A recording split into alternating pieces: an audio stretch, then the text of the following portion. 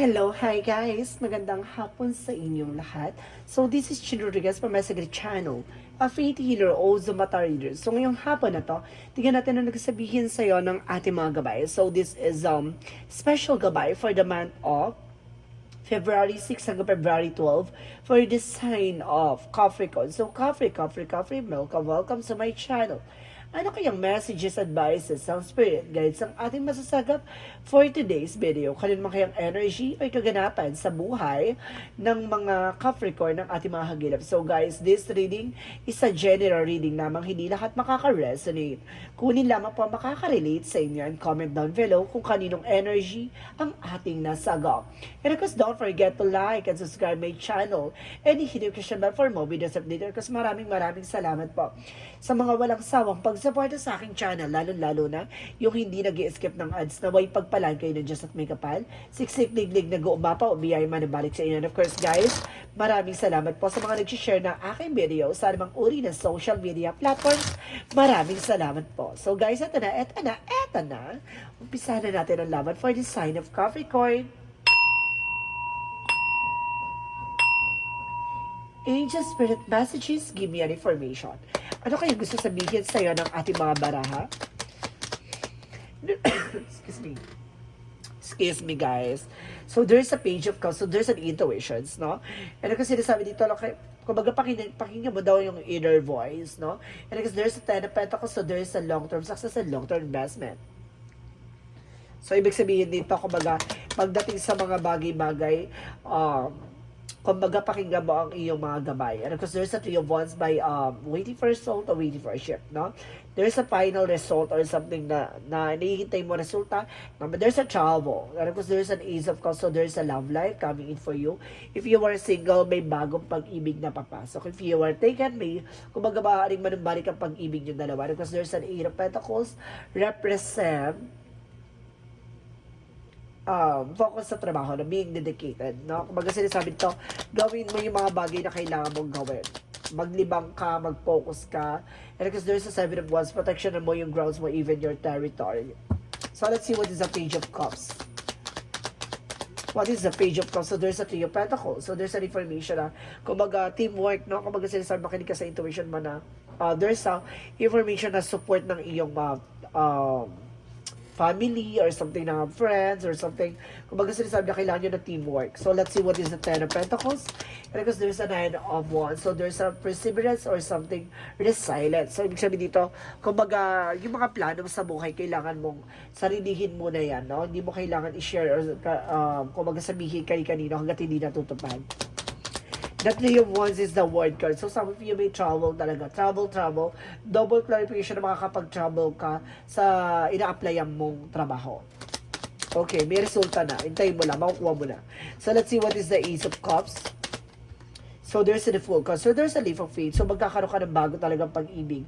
Or sa ating magbunga na, no, yung pag-ibig na yan. So let's see what is the Eight of Pentacles. Represent the Moon card. So ibig sabihin dito mayroong something na kumaga may hidden na gumagawa sa'yo dito na something na kumaga there's a craft or something. There's a the Moon card by revelation reveal. Marami ka matutuklasan, marami ka matututunan dito about sa mga bagay na kailangan mong gawin. No? So let's see what is the Seven of Wands. So there's a Queen of Pentacles, so there's a practicality. So protection ng sarili mo, maging practical ka. Hindi ubos biyaya, no? Kailangan, kumbaga, alam mo sa sarili mo kung saan yung grounds mo. Alam mo sa sarili mo kung ano talaga yung life purpose mo. Na mag-ipon, magtabi, no? Kung ano yung pangarap mo, tuparin mo. So let's see what is the Page of Cups. And of course, the Three of Pentacles, so there's a justice. So ibig sabihin, there's a justice will be served. Ibig sabihin na malakas ang vibrations mo. Malakas ang gut feeling mo, something na, kumbaga, kailangan mo makipagtulungan, kailangan mo something business collaborations like that. And because there's a social social media na kumbaga there's a lot of messages coming for you. And because justice will be served. Maaring kumbaga lalago o lalakas ang iyong kumbaga online business, no? So let's see what is the Ten of Pentacles and the Nine of Wands. Represent the Seven of Cups. So there's a lot of opportunities coming for you. Maraming opportunity dito na maaring magdala sa iyo ng tagumpay, pero kailangan mo muna maging mahinahon at kailangan mo muna maging tahimik. The Three of Wands and the World can represent the Two of Cups. So there's a partnership. So some of you guys, no, kumbaga makakaalis ka na maaring kasama mo yung partner mo, or either kasama mo yung asawa mo, or either baka matagpuan mo yung taong mamahalin mo doon sa ibang bansa. The Ace of Cups is the full card. And of course, there's a Three of Cups. So, there's a celebration. Ibig sabihin dito, there's a party or something event na makikilala mo itong tao na to na magdadala sa'yo ng bagong simula or bagong pagbabago. So, let's see what is the Eight of Pentacles and of course the Moon card represent the King of Cups. So, there's a devoted, supportive person. Talagang makikilala mo ito unexpected way sa trabaho. Let's see what is the Seven of Wands and the Queen of Pentacles. And because there's an Empress card, a reverse. So, ibig sabihin dito, kumbaga, makakapagsimula ulit ka, bukas ka ng bagong negosyo, or trabaho ka na ulit, or something na kumbaga, magkakaroon ka ng bagong simula. Additional messages for the outcome. So, there's the Kingman. Baguhin ang perspective, baguhin ang pananaw, baguhin mo yung beliefs or pinaniniwalaan mo. And because there's a Nine of Pentacles, there's a blossoming abundance. Lalago at lalakas ng iyong resource of income. And of course, sinasabi dito with the judgment, a wake of call or inner calling. So, ibig sabihin dito, may mga bagay na parang pinapaalam sa'yo or kailangan mong malaman, ganito, ganyan. So, let's see what is additional messages for career. Sa career mo naman, there's a Nine of Cups, so there's an offer, proposal, engagement, or something. Kumbaga, maraming transactions. And of course, there's a Five of Cups, Five of Pentacles in reverse. So there's a recovery from financial loss or there's a crisis. So some of you guys, kumbaga makaka-recover na pagdating sa business mo. And of course, there's a Five of Cups. Kumbaga, there's a lot of guilt or something, disappointments. Kumbaga, maraming tao, kumbaga, nadidismaya sa'yo pagdating sa business mo. Kumbaga, may nangungutang siguro sa'yo, kaya kailangan pangalagaan mo, ha? Huwag kang nagpapautang basta-basta. The lovers, no? Kumbaga, kailangan nyo ng something connection na inyong dalawa ng inyong partner if you are business, no? Kailangan nyo na mag-usap na about sa business na huwag nagpapautang, huwag kasi technically baka masayang. And the Sun card from a love lives and of course the Page of Wands. So there's a good news. Magiging magandang usapin pagdating sa love life dito. Kumbaga magkakaroon ka ng enlightenment and of course the Page of Wands is a good news and of course the new ideas. Marami kayong magkakaroon kayo ng development sa isa't isa ng partner mo, or marami kayong tutuklasin sa isa't isa or malalaman sa isa't isa na magdadala sa ng growth and expansion. So let's see, pagdating mo sa health, so there's a Death card. Mag-ingat ka, ha. So there's a possible King of Swords. Putulin mo yung mga bagay na nakakasama sa iyo, yung mga bawal, baka aga ka masyegi, ha. Mag-ingat. So let's see what is the magical fairy messages. What is the magical fairy messages? So there's an everything is okay. So don't you worry. It's all working out in a beautiful way. So ibig sabihin maganda naman yung kahihinatnan. And there's a debt paid off. So the old weight and the habits of debt is lifted for you and your life. So ibig sabihin dito, merong mga bagay na nagpapabigat sa iyo dito ay maaaring ang kailangan mo na i-release, no? Yung mga bagay na nakaraan na, nangyari na sa karaan. Nangyari na sa past mo, about sa finances, kailangan mo na siguro i-let go yon, no? Baka nagbibigay ng blockages yan. Let's see what is the Yin and Yang Oracle card. So there's a trigger for conflict, no? May nagti-trigger dito about sa complications, and of course sinasabi dito with the decision, kumbaga nahihirapan ka mag-desisyon. And of course, there's a coldness, no? May panlalamig or something information na kailangan niya ng distance. And of course, there's Ace of Earth, no? May kinalaman ng Taurus, Virgo, Capricorn sa'yo.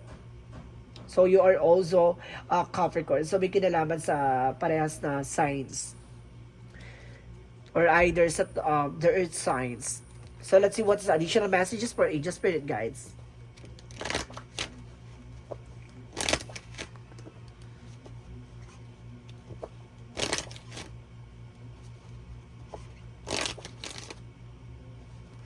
Angel Spirit God, please give me information. So there's a counseling. Ibig sabihin, kailangan mo makinig sa mga advices, sa mga tulong ng gabay mo, no? Kailangan mong kumbaga makinig sa kanila.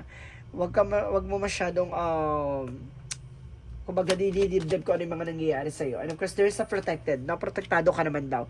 May mga bagay lang siguro na kailangan mong gawin o yung kailangan mo sa lang alaw, no? So let's see. What is additional messages for angel spirit guides?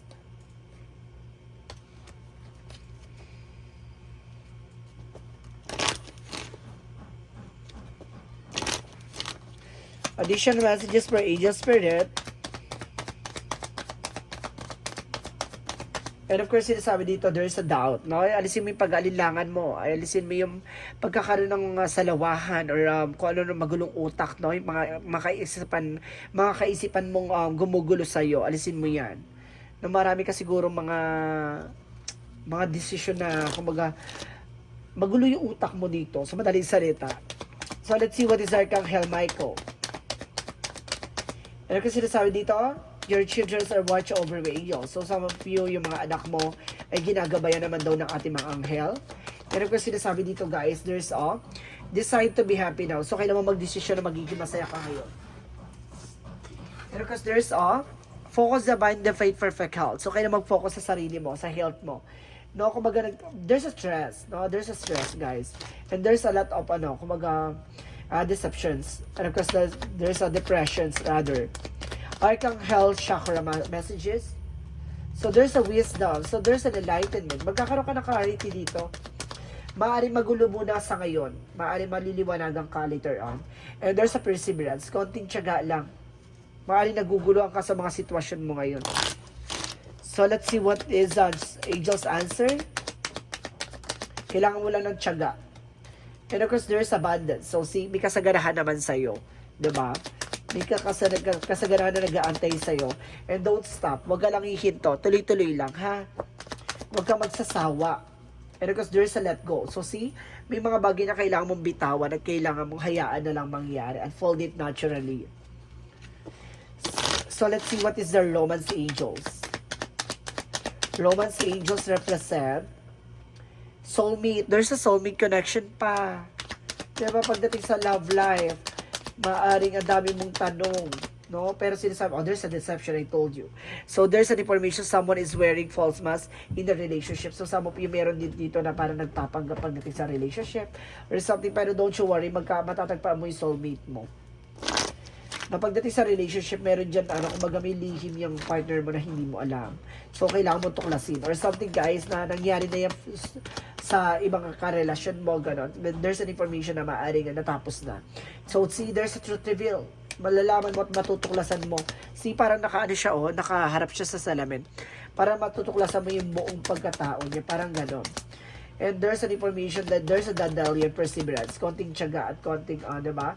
Konting grind pa. Konting push pa. And there's a imagination. No, gamitan mo rin yung imaginations mo para makapag-create ka ng mga bagong ideas and bagong plano. So, let's see what is Archangel Raphael. Sobriety. So, kailangan po ng fruits and vegetables, no, na makakatulong sa'yo. And of course, there's a forgiveness heal. So, meron dito kailangan mo ng kapatawaran. No, kailangan mo na lang patawarin ang nakaraan, bitawan ang nakaraan, let go na nga, di ba? Baka yun na nagbibigay sa'yo ng deception. So, let's see what is additional messages. Hanggang ngayon siguro nasasaktan ka pa rin. Parang gano'n.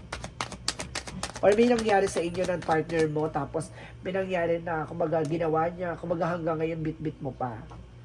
Pero because there's you're not for everyone. So, ibig sabihin dito, kumbaga, there's a phase, your true north. No, ipakita mo sa kanila, yung talagang ugali mo, ay yung mga bagay na kakaiba sa'yo. Diba? Kung ayaw sa'yo, dead mo. Kung gusto sa'yo, edi go. Ganun lang yun. No? Kumbaga, hindi ka para sa lahat. Ganun lang yun. Kumbaga, may mga tao lang talaga na kagagaan na ng loob, no? May mga tao talaga na nakakainis, parang ganon. And there's an angel of love. So, big sabihin dito, nandito ang ating angel for your love. Sinusuportahan ka ng angel of love. And there's an heartbroken. So, some of you know, kumbaga meron talaga nangyari talagang something, kumbaga lying or cheating from the past. Or something na parang, di ba parang nadurog ka ng buong-buo nangyari sa nakaraan. Tapos, kumbaga nagkabalik ka kaya, pinagbigyan mo. Kumbaga hanggang ngayon bit-bit mo pa rin yung nangyari sa nakaraan mo. So, let's see what is the bonsology. Have faith in your dreams. So, magtiwala ka sa mga pangarap mo. And of course, look at the bigger picture. No? Kumbaga, tingnan mo yung magiging maganda pang kahihinatnan. Huwag ka tumingin sa nakaraan. No? Tumingin ka sa yung mga future na mangyayari pa. And there's an, oh, see, I told you, di ba? Don't let past hold you back. Di ba, ang galing? Talagang kini-clear out talaga sa atin ng angel spirit na yung gusto talaga sabihin, di ba? Meron talaga nangyari talaga sa nakaraan na parang, di ba, binabalik-balik mo that because of siguro malalim yung sugat na, di ba, nadulot noon. So, let's see what is the Jesus loving quotes. And sinasabi dito, guys, sinasabi ng ating Jesus, you shall love the Lord your God with all your heart, with all your soul, with all your mind. So, ibig sabihin, mahalin mo ang ating Panginoon sa isip, sa salita, at sa gawa. Diba? Kumbaga, the more na minamahal mo ang ating Panginoon, the more kang i-bless. No? Ganun lang yon. So, let's see what is the angel's answer. Angel's answer, there's a 19, I am pioneer. So, sinasabi dito, guys, independence and self-sufficiency are necessities to you. You are extremely capable in life and in work and aren't afraid to take the big risk to achieve your life you desire. Ibig sabihin, hindi ka takot sumugal, hindi ka takot lumaban, pero pagdating sa mga bagay na nakaraan, takot kang masaktan. Oh my God, ang sarap, ang sakit. Diba? Yung part na masarap pero masakit, no? Yung nagmamahal ka pero nasasaktan ka pa rin hanggang ngayon. Oy, damang-damati. And of course, there's an appreciation. So, let's see. I am grateful for what the abundance in my life as I direct my thoughts towards all that is wonderful in my world. My troubles and worries lightened with an all full heart. I appreciate all that I have. Today, I accept the what it is as it is and choose to be satisfied. I express my loving things to the universe from the wealth that is mine. So, ibig sabihin dito na-appreciate mo naman daw yung pinagkakalob sa'yo ng ating Panginoon. Sa lahat na nangyayari sa kaganapan sa buhay mo, kumbaga, sa Kanya ka na lang kumakapit. No? Kumbaga, na-appreciate mo naman yung mga, even the flaws, no? Yung mga bagay-bagay na di-discover mo. May mga bagay na natutuklasan, may mga bagay na nalalaman ka, na kumbaga ipanapasalamat mo sa Kanya kasi hindi ka nilalagay sa alanganing sitwasyon. Bagkus ipinapaalam sa'yo para patibayin, palakasin, at para mahalin mo ang sitwasyon na kung ano man ang kinagagalawan mo ngayon. So, this is the special gabay for the month of February 6 hanggang February 12 for the sign of Capricorn. So, Capricorn, maraming salamat for this wonderful reading. So, once again, this reading is a general reading lamang. Hindi lahat makaka-resonate. Kunin lamang po makaka-relate sa inyo and comment down below kung kaninong energy ang ating nasagap. And of course, don't forget to like and subscribe my channel. And i-hit ka ba for more videos update. Because guys, maraming salamat po sa mga nag-share ng aking video sa anumang uri na social media platforms. Maraming salamat po. And of course, maraming salamat din po sa mga walang sawang pag-suporta sa aking channel. Lalo-lalo na hindi nag-skip ng ads na way pagpalain kayo na just may kapal, siksik, diglig, nag-uuba pa umiyay manabalik sa inyo. And of course, guys, maraming salamat and see you in the next video. Bye-bye and babush!